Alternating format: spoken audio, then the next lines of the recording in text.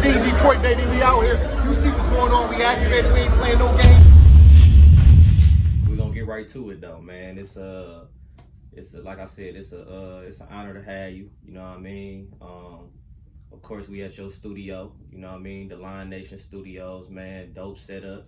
Thank you. Top of the line equipment. You feel me? So for everybody, you know what I mean, that's tapping in. You feel me? They know where they could come if they want to get, put together. You feel me? The right way. So yeah, man. We're gonna take it back a little bit. We're gonna go to the origins. Of what made you fall in love with hip hop.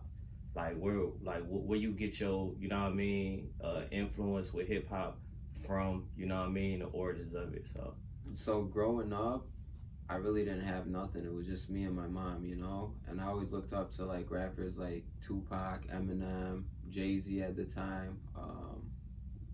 And my cousin used to rap and he was real good. So he kind of, influenced me in a way to start doing it. And then as I kept doing it, I just started taking it, more serious and more serious. And I was like, shoot, how can I, get me and my mom out of this life, and enjoy what I'm doing at the same time. It's like I'm either gonna hit the lottery, right, or I'm gonna make it, make it in the rap game. I haven't got signed yet, you know what I'm saying? But my brains, from everything I've been through, was able to build a business out of it. For sure. And now I'm making an income out of it, so. No, for sure. You said pop.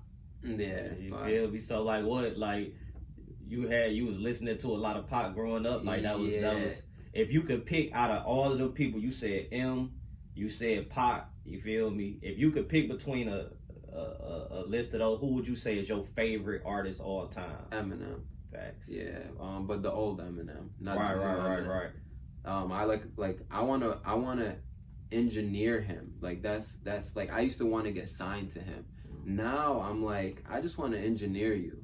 Like let me tell you what the people are saying. Right. They don't want that complex music. They want that simplicity, pain music from you. Like and that's my plan now. Now I want to engineer M.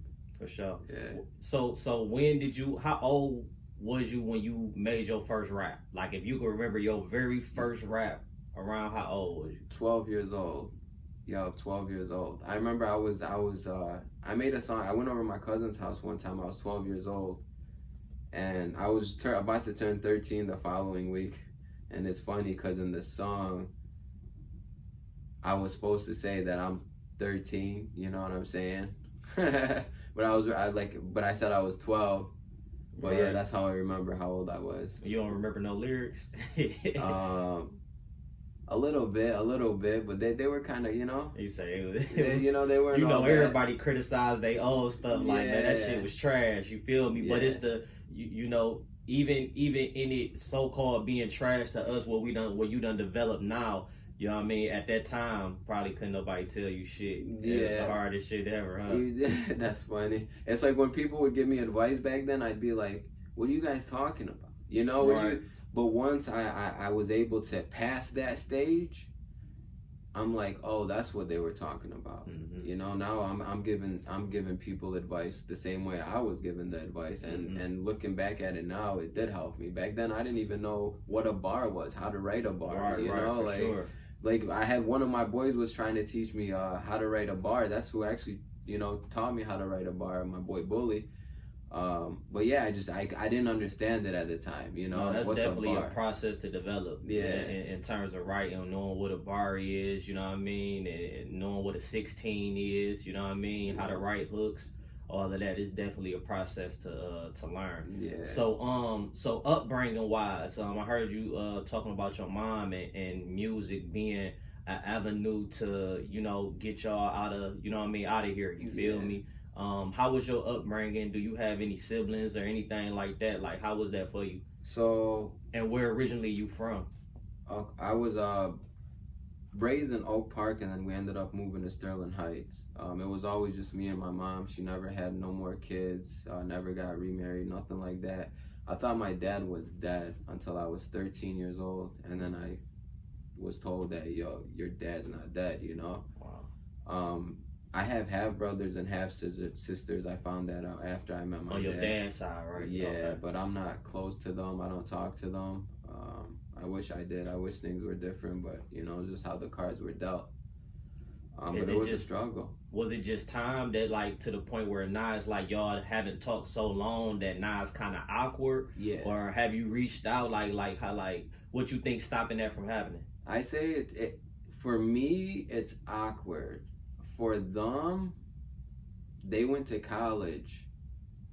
I went to prison. Got you. Right. You feel me? Got So you. they always looked at me like I was the black sheep yeah, and whatnot, you know, and a lot of my cousins looked at me like that too, you know, like I was an outcast because they were, you know, they went to school and stuff, but they had a family, you know, they had a pops who was, you know, who had something. They had a mom who, you know what I'm saying, was able to do certain things, you know. My cousins had certain opportunities that I didn't. But if it wasn't for me going through what I went through, I wouldn't be here today. I wouldn't have learned what I learned, you know. For sure. So I did a little research, man, and I seen you got a song with Cheddar Boy Malik. Oh yeah, that's you my feel guy. it? So like, was that before you went to prison or after? Like, what was the nature of your relationship? How y'all locked in? That was after. This is actually a good story. I was working at a phone store when I got out of prison. I had a tether on my leg and everything. I had met Leak. No, I'm sorry. I had got off parole at that time. I got off parole. I was working at the phone store on 6 Mile. I met Leak, but I didn't even know it was him. I was outside hitting a blunt, and he was walking from the liquor store back to his car. And we just so happened to chop it up, you know. Leak's a good talker, you know, so whoever he sees, he be showing love. What's up, bro? How you doing, you know? So we were talking, we were, you know, hitting the blunt. I didn't know it was him, bro, until he was about to leave. He said, bro, I'm Cheddar Boy Malik. And I'm like, oh, right. Bro, like, you know, when it does sound like you, like, yeah. it is you, like, whoa, especially you know? knowing the history and knowing the music, you like, damn, this dude sound like, this is you. Like, before I went to prison, that was my favorite Detroit rapper. Damn. You know, like, I would ride the streets. And that ain't necessarily a bad pick, because Malik had bars, still do, you feel me? But everybody, when it comes to the Cheddar Boys, like, can't nobody deny that Cheddar Boy Malik definitely was one of the ones in terms of for bar. He was definitely one of the ones, so I can see that. Yeah, yup. And then he had gave me his number at the time. He said, because, you know, when I found out who he was, I was like, oh, I make music, you know? So he gave me his number. He's like, hit me up for a feature. I had never hit him up. Right. Fast forward a couple months later, it was like 6 months later. Tell me why I ran into him again at the same spot. Damn. You feel me? He's like, bro, he wasn't even walking. This time he was in his car, in the passenger seat. He put half his body out the window. He said, bro, you never hit me up. And I'm like, damn. So I hit him up that night. The next day we went to the studio and we recorded I Got the Dope, which is I Want the Smoke remix. Yup. And yeah, bro, that you know, that was like my first time being like, damn, I got a song with someone big. No, that's you know, because to me, he was huge. I just feel like, you know, he went through certain things, which is why he didn't really, you know, get as big as he should have, or maybe wrong era. For sure. If they had Instagram back then, he would have still had his following. That's a fact. You know, now he's older. He don't even care about it. Mess with social media for real. No, yeah, for sure. Yeah. So in terms of like you were saying, like you was the black sheep. You feel me? You end up going to prison. How much time did you do? You feel me? And if you could just briefly the nature, you ain't got to go into detail, of course. You feel me? But how much time you doing? What was the circumstances around? 3.5 years. Okay. And I got caught for embezzling. Okay. It was just me. I was doing a computer scheme. It is what it is. You know what I'm saying? I like wanted to buy my first car, bro. You know, at that point, it was like I had nothing to lose. So that's one thing for sure, though. I could tell is that you always been getting to the pay. Like that's been something that you always been trying to do is get some money. Yeah, I always had to plot, bro, because no one was ever there. You know, I never had a brother or sister or people around me who were really making money to show me the ropes. It was always something I had to do, and then other people would come up to me like, "Yo, bro, can you put me on something?" Whoop whoop whoop, and then I'll be there like, when I approached you guys about this to begin with, you want to know part of it. Right. Now all of a sudden you see I'm turned. Now y'all want it. Yeah. Facts. That's how it always is, man. Yeah. So we gonna fast forward a little bit to the studio. Okay. You know what I mean? Where we at right now. Beautiful setup, everything right, A1. What was your inspiration behind not just wanting to be a rapper and not just wanting to get like a little personal studio for you to do your music in, but rather create something like this where, you know what I mean, where you can actually help the hip-hop community of Detroit, you feel me? What made you want to get a building? So what made me want to do it was, I always wanted this, I kind of manifested it. And like I tell everyone, if I never came across the money to do this, I probably wouldn't be here today. And what made me really do it was I was going to the studio and spending, let's just say $300 to $600 a week at the studio making a song or two. Right. So it's like, at that point when I came across all that bread, I was like, I could either invest this money or I can keep doing what I'm doing, and within the next couple years it's just gonna for sure disappear. So when I had originally invested in the studio, I wasn't planning to be an engineer. It's just I've been doing it for so long that even when it comes so natural, everyone wants me to engineer them. Even when I was going to the studios back in the day and paying that money, I was going there to learn and get the quality for my voice. I still had a mic, a mixer, an interface, an Apple computer at home. I was going home and practicing, or I was recording my homeboys. And I had probably like around 7 homeboys on the same block who used to rap. So every day someone wanted to make a song, so I got roughly 20 years of experience doing this. And 16, 17 if you count the years I was in prison. That's hard. But that's hard. That's how long I've been doing it for. No, that's hard. And I remember, like, you know what I mean, when you first set it up, like, you had all of the main shit here, you feel me? Yeah. But now you just done turned this mug into a whole vibe, you feel me? Yeah. If you could just name some of the people that done came through here, you feel me, that you done engineered so far. Agro's been here, GT's been here, Cheddar Boy Malik's been here, Snap Dog was here the other day. Seen Doughboy Wee was here. Yeah, so many people I'm probably forgetting right now too, man. That's what's up. A few people been in here, thank God. Detroit Rap News been in here, you know what I'm saying? He didn't rap, but he came in. Yeah, he did work in here. Yeah, sure. Yeah, so that's dope. Big C's came in here. She's a dope artist from the city. Shout out to her. A bunch of people. Like every day, it's booked every day. Thank God, it's a blessing. For sure. And I think I created it to turn out that way because I'm an artist myself, so I know how they should be getting treated. Right. It's not fair for an artist.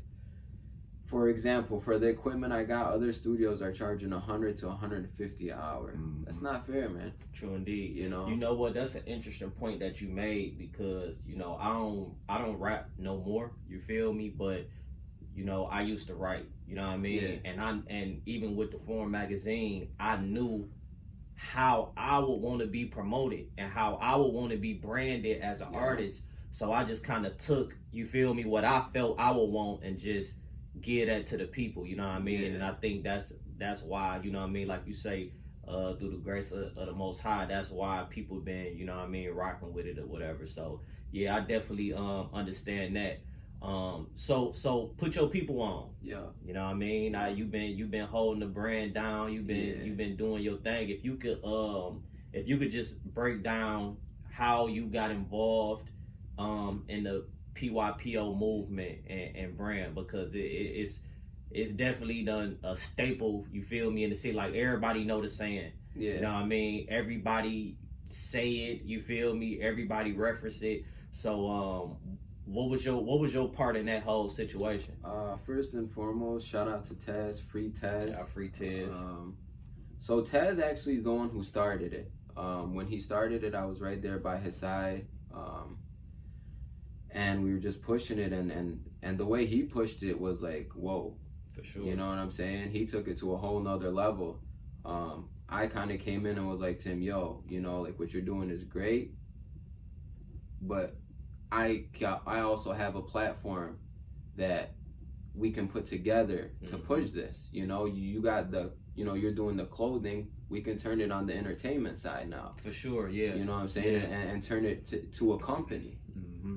You know, so yeah, it's unfortunate, you know, that the brother's not here, you know, but someone had to step in, you know, and you know, someone always has to step down. No, yeah, you've been holding it down for sure. And also too, shout out to Eastside Egg Roll. Yeah. I think he played a huge role in getting it out there. Yeah, like you know, bro, full of energy. You know what I mean? Everybody fuck with his energy and how he, you know what I mean? So yeah, so all y'all together, that's definitely you know what I mean, keeping it alive, making it special. Yeah, man, free Tez, man. Put your people on. The realest. For sure. So I seen, bro, you had Royce the 5'9". You feel me? Kind of stamp you. Yeah. Like how that come about? Like, so, what was that? I met Royce a couple times. I met Royce before I went to prison. I did a show with Royce and Doughboy Cash out at the Majestic Theater. This was back in 2011, 2012. When I did that show, I ended up going backstage and meeting Royce. You know what I'm saying? We chopped it up, gave him my CD. I went to prison. I came out. I met Royce again. And then I met Royce again. And then I met Royce again. Right. So it's like he already know, like, damn near who you is for real. Yeah, now it got to a point where I did that challenge where I did a hook on the song, and then I told everyone to do a little clip rapping and send it to me, and I'll repost it. So I kept reposting that, bro. I got like 60 people sending me their challenges, and I'm posting almost every one. Even after the challenge was done, they were still sending it to me, but at that point I couldn't post it. Yeah. You know? But yeah, he got a whiff of that, you know, reached out. You know, I told him about the whole movement, the 313 Beats website we got with a bunch of Detroit producers on that website. You know, that the Lion Nation Studios is basically giving them a platform to get artists to rap on their beats. That's hard. So once I, you know, explained all that and the studio, and you know, he sees the work. That was out of love, bro. That's hard, bro. Yeah. That's hard. That was priceless to me. So I see you've been doing showcases too. And I see you had Snap Dogg. You know, at the last showcase, if I ain't mistaken. Was it the last one or the one before that? The one before that, Snap Dogg popped out. The last one, he did a verse for the winner. Okay. Yeah. All right. And that's still in motion right now, or is that's he recorded the verse, the winner recorded the verse, and I recorded my verse on it. All we gotta do is release it at this point. That's hard. Yeah. That's hard. That's my way of basically helping myself and helping the artists out at the same time, because they do these shows, these showcases, but I always tell them, what are you winning? What are you doing the showcase for? You know what I'm saying? You're paying to perform, but is there a prize? You gotta be some type of value. There's something that you getting out of it other than spending money. Yeah, and out here in this city, it's like you're not necessarily performing for anyone like you would in Cali. You know, there's probably A&Rs or head CEOs of record. You don't got that in this city. So it's like, what opportunity are you getting by performing? So my thing is, I like to, you know, usually give the top 3 performers, sometimes the top 5 performers, studio time, beats, you know, chopping it up, was giving them interviews. The Foreign Magazine yourself, you were giving promotion, you know, for the artist. And that's what I love to see, bro. Put your people on, you know, that's what it's about. That's it. If it doesn't cost you anything, help someone out. Most definitely. You know. So if you could speak to the state of Detroit's rap scene right now, like, you feel me, from the Vezos, the 42 Dugs, the Sadas, the T, Babyface Ray, Peasy, everybody having motion right now. Like, it's at an all-time high. What do you like that's been going on, and what do you think can improve in the culture of Detroit's hip hop scene? One thing I would say to these artists who are already big out here is basically practice what you preach. So if you're out here talking about helping people and looking out for people and this, that, and the third, if an artist pays you for a feature, for example, don't run off on the music video. You got paid. You know what I'm saying? Like, that's just an example, and that's something that actually happened to me. Should I talk about? No, I mean, that's on you. That's one thing I ain't gonna do is stop a person from, you feel me, saying, I just asked the questions and whatever, you know what I mean, come out of it. So, you know, so this is actually a true story. When I got out of prison, we paid Vezo for a verse, right? The only reason he got paid for the verse was because he said, I'll do the verse for free, but if you want a music video, you guys gotta pay me. So he ended up getting paid, right? Not only did he get paid, he got paid double. I waited 6 months until I finally, hit him with a smart comment. But it wasn't a smart comment like a F you or a disrespecting you. It was a comment like, when am I gonna get my music video, bro? When I sign a record deal? You feel me? Like, I know I don't got 100,000 followers, but I played my part, bro. So you think he was gonna get around to it, and maybe he was just busy, or you don't think it was that 6 months? The Vezo shoots videos the next day, the next week. You know what I'm saying? 6 months is like, bro, I done already released my album. And this is old Vezo you talking about, right? This not the, like, recently, since he done been back, you know what I mean? It was when he had first just came out of prison. Oh, this go around not too long ago. Yeah, so I'm talking like 2018. Yeah, 2018. Yeah. So Vezo owes me a music video, bro. You know what I'm saying? Like, I don't even know how to go about it. You feel me? Like, what do I do? What do I say at this point? I want my music video, and I'm not going to be done till I get my music video. You owe me a music video. You know what I'm saying? Like, that's what it is. I didn't do you dirty. You feel me? We all came correct. So why didn't you, brother? So what we'll probably have to do is we probably have to contact his manager. She a beautiful lady. She good people's. Chanel. So yeah, she good people's. Maybe if, you know what I mean, could send a DM, or, you know what I mean, something, just, try to contact her to get that done. We're going to try to get that done or whatever. So that's good, bro. Say I need my video. That video, yeah, for sure. Yeah. So, so that was one of the things that you said is something that rappers need to make sure they do, is make their word bond, or whatever the case may be. Practice what they preach. One thing that I go through in the city is, I hate to say this, but it's more of like, it's a good thing and a bad thing. Because I get shunned in the beginning, but once they see what I got, what I do, how my hustle is, and how I don't stop, they come on board. But what I notice in this city, this is I hate saying this, but it's like something I went through, and I know it's something Eminem went through. I hate to even compare myself to that, but it's the racism. You know what I'm saying? Because this is a predominantly, black. Yeah, for sure. But yeah, that's a tough one to overcome. So you think you damn near getting like blackballed because of, you know what I mean? What is your ethnicity specifically? Iraqi. Okay. Yeah.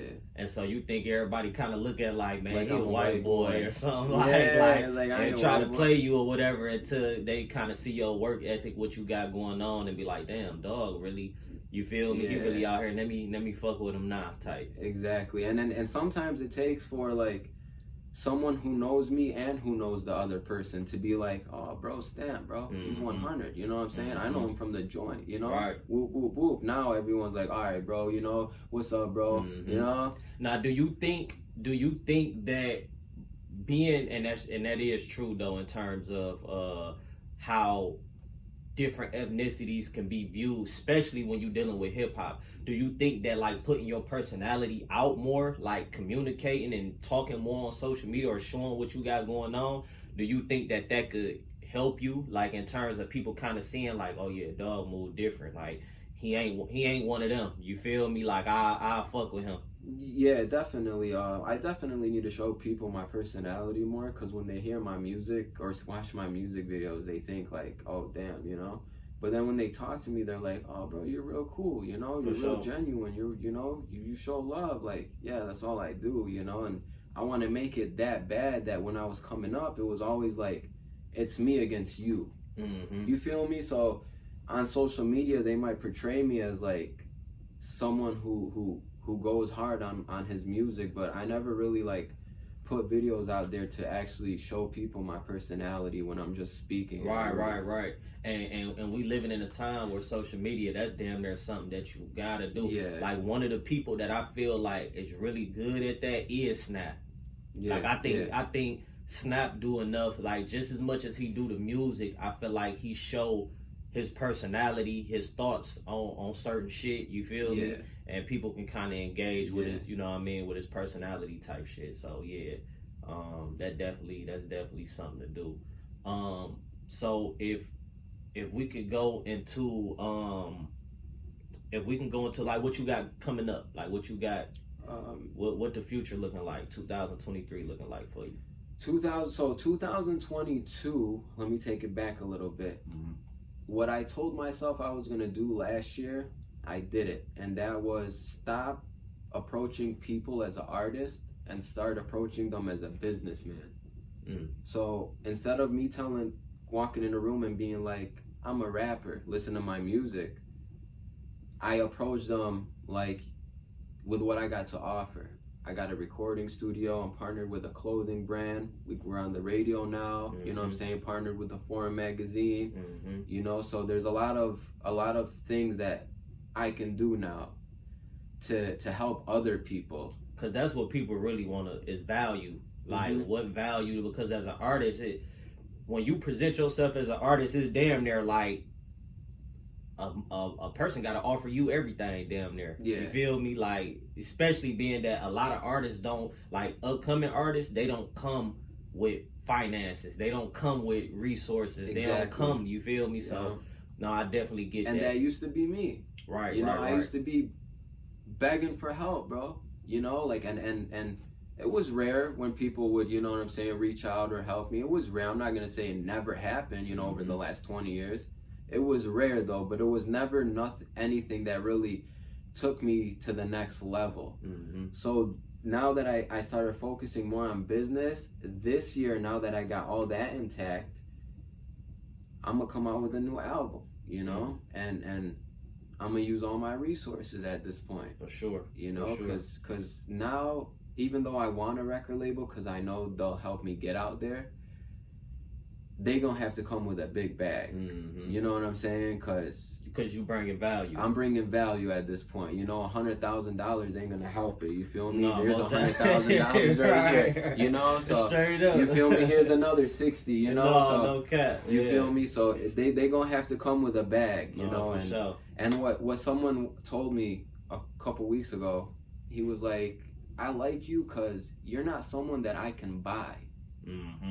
You know, and that made me feel real good that like, that's real. You know what I mean? It's always good to be able to stand on your own. You feel me? And not that you don't need help, or not that you don't want to partner with people or nothing like that, but just more so understanding what you bring to the table and knowing that you can't be sold. You feel me? For nothing. So no, that's definitely hard. So talk a little bit about because if I ain't mistaken, don't you got your own strand? Yeah, yup. The Lion Nation bags. You know, I be doing my thing with the medical marijuana, putting them in bags. You know, and for sure, doing the damn thing with them. For sure. Yeah, that's that, bro. I try to turn anything into, you know, like For sure. brand whatever That's you it. could. If That's it's you and you're doing it, brand it. That's it. You know, and that's something it. that I learned. That's it. That's it. So if it's anything else that you just want to let the people know, you feel me, that you just want to, you know what I mean, put out there, any shout outs, you feel me, anything that you want to acknowledge or put some light on, go ahead. I mean, shout out to everyone, man. I already know if I get to saying the names, I'm gonna You're forget like, someone. damn, dog, Yeah, I forgot about bro. me. Yeah, so shout out to everyone. Shout out to everyone. You know what I'm saying? That fucks with me heavy. I know who's loyal, who's not. You know, and as I started progressing these last 2 years, I'd say, you start to really peep people's personalities, whether they're close to you, whether they're family. You know, it's like when you got certain things that they don't got, they want to take it from you or they want to copy you, you know, and it's like when you don't give someone what they want, you can do something for someone 100 times. And the moment you tell them no, the moment you that tell shit them crazy. no, you're the worst person in the world. And it's like, those are the people you don't need around. You know what I'm saying? Like, I don't need bad energy. I don't need bad vibes. You feel me? I'm in the studio every day. This is what I do. You know, I'm dedicated at it. I'm great at it. Knowing that's something no one can take away from me. But yeah, man, just stay real. You know, put people on if you could. Man, I mean, you know. Oh, that's what it is. But Man. I always say, this city, even though it might have made me and molded me into who I am, it's not necessarily for everyone. And what I mean by that is, I might not have blown up in this city yet, but I know I'm international. I'm worldwide. You know what I'm saying? Like, how many Detroit rappers do you know they can say, if I go to Dubai, I can speak Arabic with them? Right. No one can say that. You Right, feel me? right. So just imagine if I went to Dubai to do a show in front of 50,000 people. And being able to just And being able to talk to them. see, that's in the their language. authenticity, like, as an artist, and that's what everybody gotta know. You gotta come into this being yourself. Yeah. You feel me? Because it's you being a one-on-one that's gonna stand out from everybody else. You feel me? If you trying to be like somebody else or imitate somebody else, we done seen it already. You feel me? Yeah. Like you said, we ain't never seen that. So Yeah. no, that's definitely clutch though, for sure. So yeah, man. You know, that's what it is, man. Yeah. You know, put your people on, man. Delano, you feel me? I appreciate you, my brother, and that's what it is. I appreciate you. Yes, Thank sir. you. Shout out to the Forum Magazine. Put your people on. The Lion Nation. If you need beats, go to 313beats.com. I'm Dilano Dalion. I remember being young, I was nickel and diamond. Now I walk in the club and they see that I'm shining. Timmy Streets was school, every day's an assignment. We was on the porch hustling, we just started rhyming. Before I started selling pounds, I was hustling grams. I was trying to help grandma, she was counting them cans. I pull up, skirt, load them up in the van. And don't worry where I'm going, just know I got a plan.